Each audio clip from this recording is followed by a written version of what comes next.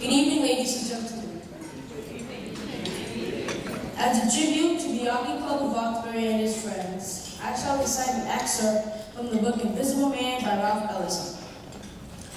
I am an invisible man. No, I am not as fooled like those who hunted Edgar Allan Poe.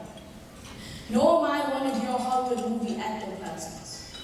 I am a man of substance, of flesh and bone, fiber and liquids. I might even be said to possess a mind. I am invisible. Understand? Simply because people refuse to see me.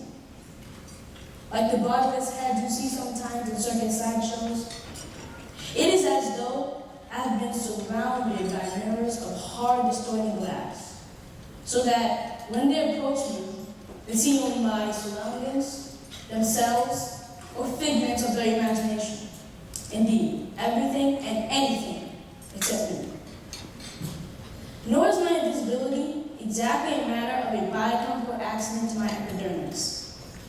That invisibility to which I refer occurs because of a peculiar disposition of the eyes to those whom I come in contact.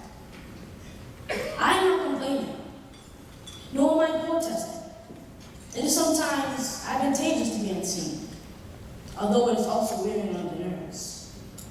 Then too, you're constantly being bumped against by those of poor vision. Or again, you often doubt you even exist. You wonder whether you're not simply a phantom in people's minds.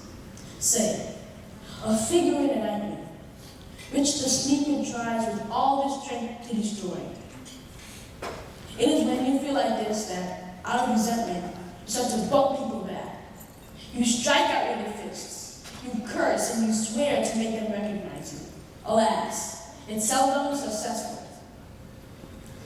What Ralph Ellison in this 1947 novel is trying to describe is the pain and violence that people feel who are unseen and uncared for. The Boys and Girls Clubs of Boston, and particularly the Hockey Club of Roxbury, have made sure that I and the kids from my neighborhood are not invisible.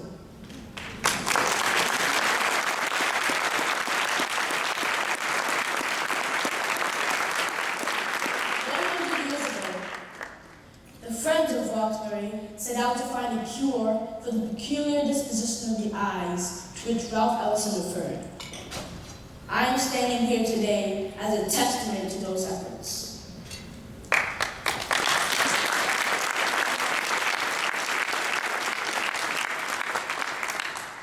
I feel no need to bump people back because the Hockey Club provides me with life-saving skills and teaches its members that violence is never the answer. Yes.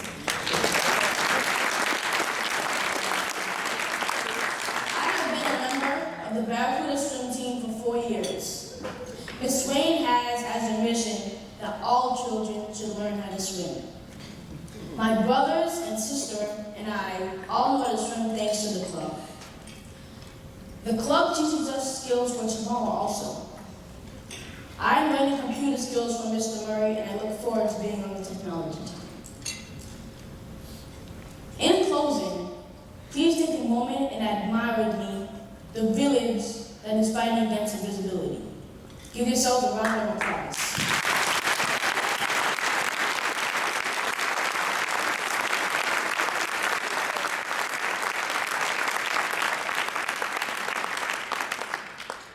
I would like to thank my parents and family who are here tonight.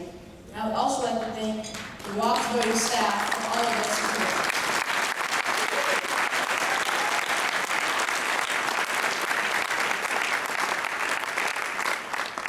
And now, I would like to, and this is my pleasure, to introduce Nicholas President and CEO Josh Kraft. Thank you.